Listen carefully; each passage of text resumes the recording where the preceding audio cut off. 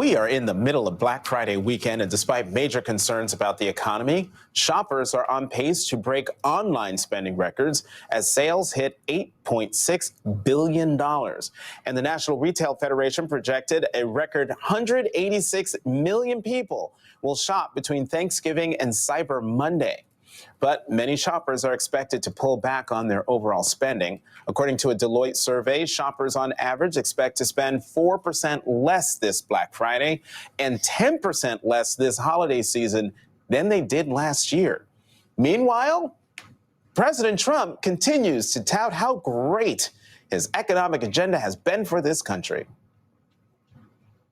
We're doing better than we've ever done before. We have the stock markets just hit for the 48th time an all-time high during the 9 months that I've been here, a little more than 9 months now. I think we're going to continue because when these factories that we're building from all over the world, they're coming because of tariffs. I think because of November 5th, the election result, but because of tariffs. And we're taking in hundreds of billions of dollars like we've never done before. So we're taking in, think of it, hundreds of billions. Next year, it'll be $1 trillion or more. But we're taking in all this money, at the same time protecting our country. But a recent CBS YouGov poll shows that 60% of Americans think Trump is making prices and inflation sound better than they really are. Joining us now, Justin Wolfers, professor of economics and public policy at the University of Michigan. Professor Wolfers, welcome to the weekend. So, can't play that long sod of the president extolling the virtues of the economy under his administration and not ask you, is he telling the truth? I gotta tell you, I feel like my kids don't even lie that often. I just feel disappointment and a certain sadness at this point. This is just nonsense. So let me start with one important fact check. The president appears not to understand the difference between millions, billions, and trillions. That's actually one of the most important points in all of economics. They're massively different. We are not taking in trillions of dollars in tariff revenue. If we were, we could afford his $2,000 tariff checks. We aren't, so therefore we can't. The other thing that he talks about a lot is the stock market. Now, here's a funny thing. If you look at the stock market returns from, say, 25 of the biggest countries around the world, the United States ranks around about 22nd right now. So, yes, American stocks are up, but guess what? They're up even more everywhere else. You ate that, Professor Wolfers, as the kids say.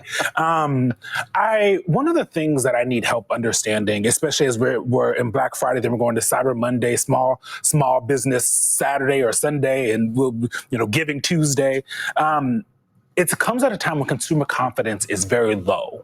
And yet it seems like people are still spending quite a bit of money for assuming Christmas shopping. How folks make sense of that? Because that's one thing that I think the Trump administration is going to lean on, saying, well, people are shopping, so clearly they feel fine about it. Yeah, so consumer confidence right now, it's quite striking just how bad it is. So consumer confidence right now is very close to being an all-time low, and this has been measured back to the 1970s. So consumers say that they're feeling worse than they were during the Great Recession, than they were during the pandemic, than they were during the early 80s recession. It's really quite striking numbers. If you dig into that a little bit, you ask them things like, what do you think about the quality of US economic policy?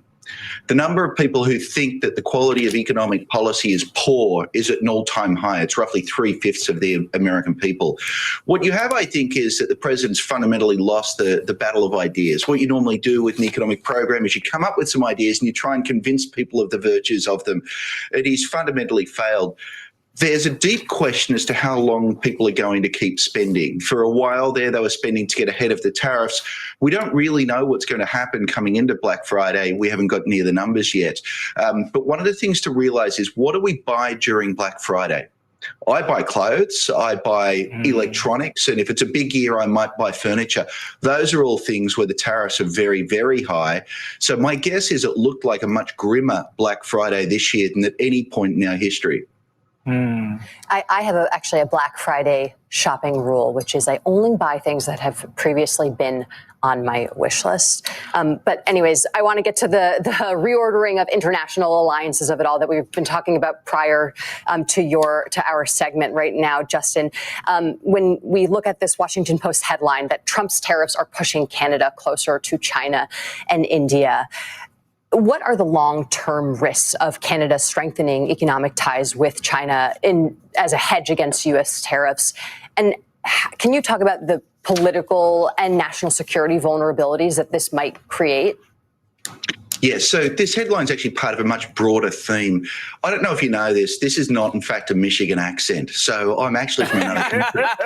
And Australia. I talk to people. Yeah, oh, mate, well done.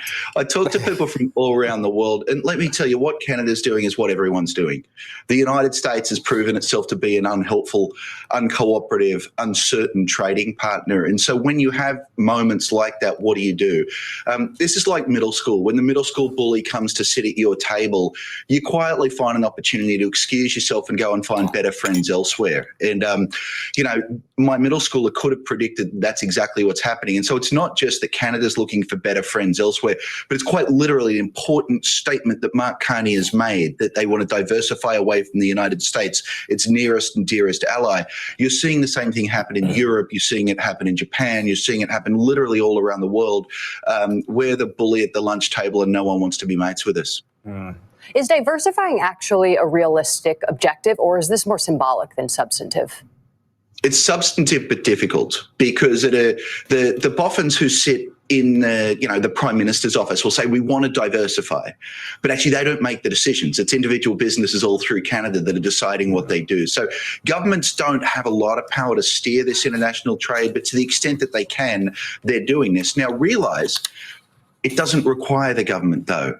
Boardrooms around the world right now are saying, do we want our supply chains or our markets to be so reliant on a president who, it's not just that we have tariffs, it's the tariffs are on Monday and they're off on Tuesday and they're back on Wednesday and they're off on Thursday. And someone forgets what they are on Friday. And that's a very difficult business environment. Professor Justin Wolfers of the University of Michigan, thank you so much for joining the weekend. Pleasure.